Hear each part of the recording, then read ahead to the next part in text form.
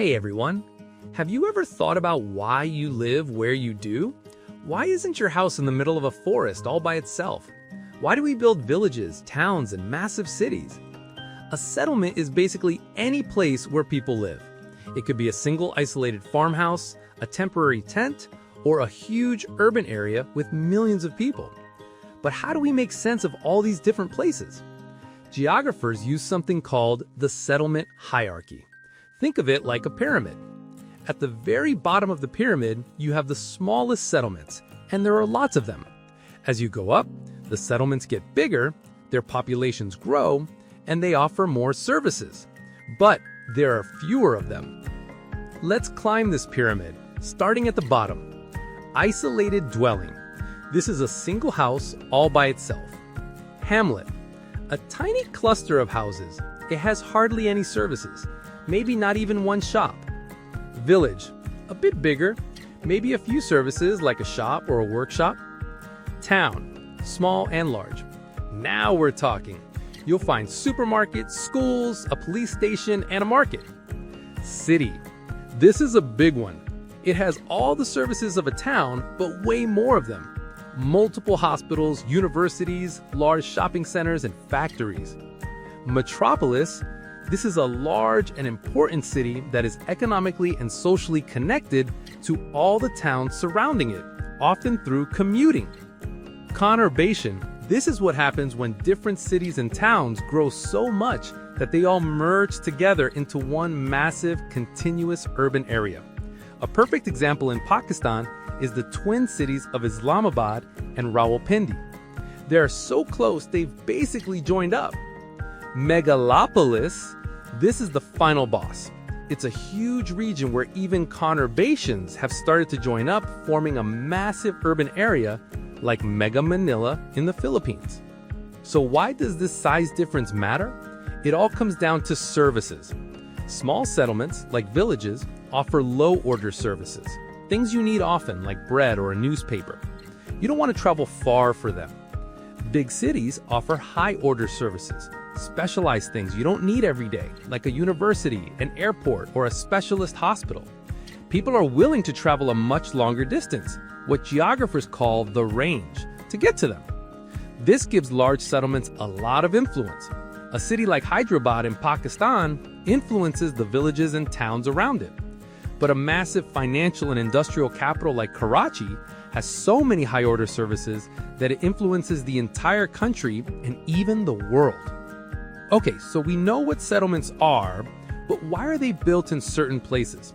Why start a village on a hill versus in a valley? Early settlers had three main concerns: food, water, and safety. They needed water. A wet point in a dry area was perfect. Safety. They chose dry points to avoid floods or high ground like a hilltop or an island to defend against attackers. Food. They needed land suitable for farming or raising livestock. As societies developed, other factors became important, like being at a trading point, having access to raw materials, or being near a port. This leads to a settlement's function, its main purpose or economic activity. Some are market towns. Some are industrial towns, like Kievra in Pakistan, which grew around its massive ancient salt mine. Some are ports, like Karachi, which grew from a fishing village into a major port. And some are resorts, like Malam Jaba, Pakistan's only ski resort, built in an area of beautiful scenery and snow.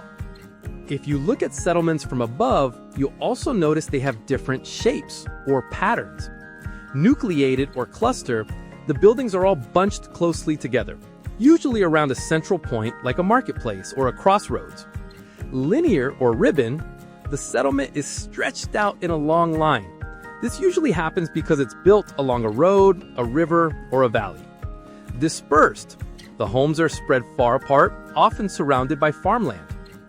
Isolated, this is just a single dwelling, all by itself. But what if the pattern isn't natural at all? Some settlements are planned. They are designed and built from scratch, often with a grid pattern for their roads. This isn't a new idea. Mohenjo-Daro in Pakistan was a planned city with streets and drains built around 2500 BCE. Many modern planned cities are new capitals.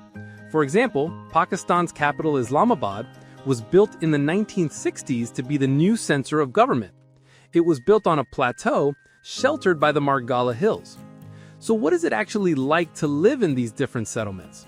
Let's look at two big categories: rural, like hamlets and villages, and urban, like cities and metropolises. The rural advantage is less pollution, scenic beauty, and a strong community. The rural disadvantage is very few services, poor roads, and few opportunities for higher education or healthcare.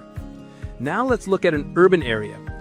The urban advantage: better transport, lots of job opportunities, and access to the best healthcare and education. The urban disadvantage: life can be stressful. It's often crowded, polluted, and can have more crime. It's a classic trade-off: opportunity versus peace and quiet. So, a settlement isn't just a dot on a map. It's a living, complex system. We can understand it by its size in the hierarchy, its job or function, and its shape or pattern. From the tiny fishing hamlet of Sidi Grunjo to the planned capital of Islamabad and the massive global hub of Karachi, settlements tell the story of who we are, what we need, and how we organize our lives. As our population grows, the big challenge is to make our settlements, especially our cities, more sustainable, greener, more efficient, and better places to live for everyone. Thanks for watching. See you next time.